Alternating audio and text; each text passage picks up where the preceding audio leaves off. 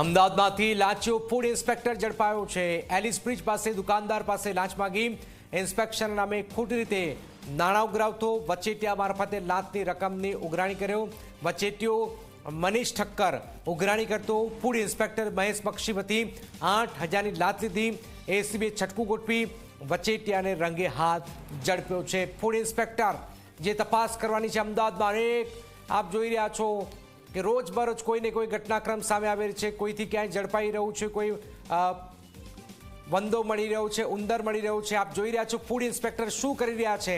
એ તો લાંચ લેવા મસ્ત છે અને એટલા જ માટે વધુ એક ફૂડ ઇન્સ્પેક્ટર ઝડપાયું છે। ઉદય જોડ્યા છે। ઉદય, મહેશ બક્ષી નામનું આ ફૂડ ઇન્સ્પેક્ટર લાતે ઝડપાયું છે, કઈ રીતે ઝડપાયું છે, શું વિગતો?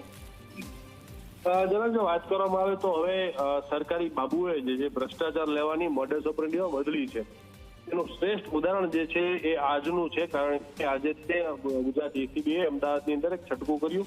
આ છટકાની અંદર સફળતા મળી હતી કારણ કે ફૂડ ઇન્સ્પેક્ટર જે છે મેડિકલ ચાલક વ્યક્તિ હતા, જે ફરિયાદી છે આ કેસના, એની પાસે પોતાનું મેડિકલ જો ચલાવવું હોય અને નોટિસ ન લગાડવી હોય તો બંધ ન કરવું હોય એ માટેથી લાંચ માંગી હતી। આ લાંચ જે છે એ આ બક્ષીએ જે છે એક બીજા ખાનગી વ્યક્તિ જે પણ મેડિકલ ચલાવે છે, જેનું નામની વાત કરવામાં આવે તો મનીષ ઠક્કર કરીને વ્યક્તિ છે જે પોતે મેડિકલ ચલાવે છે, પોતાની લાંચ જે છે એ એને આપી દેવા માટે તેને જણાવ્યું હતું અને આ જ ભાગરૂપે મનીષ ઠક્કર જે મેડિકલ ચાલક છે અન્ય મેડિકલ ચાલક પાસેથી 8,000ની લાંચ માંગી હતી। 8,000ની લાંચ માંગતા આવી હતી। જે દરમિયાન સ્ટોર જે છે મેડિકલ સ્ટોરનો માલિક જે છે એની દ્વારા ગુજરાત એસીબીમાં ફરિયાદ કરવામાં આવી।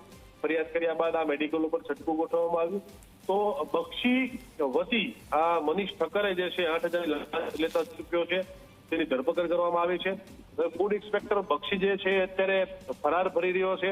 એસીબીએ એની ધરપકડ કરવા માટે અત્યારે ચક્રો ગતિમાન કરેલા છે, સાથે તેના ઘરે અને મનીષ ઠક્કર છે એના ઘરે પણ અત્યારે સર્ચ ઓપરેશન જે છે શરૂ કરી છે। તો આ પ્રકારે વચેટિયાઓને વચ્ચે રાખી લાંચ લેતા અધિકારીઓનું જે છે પ્રમાણ વધી રહ્યું છે, પરંતુ ગુજરાત એસીબી એવા વ્યક્તિઓને પણ અત્યારે નથી છોડી રહી। બિલકુલ બિલકુલ, આ ખૂબ જ મોટી ખબર ઉદય આપી રહ્યા છે।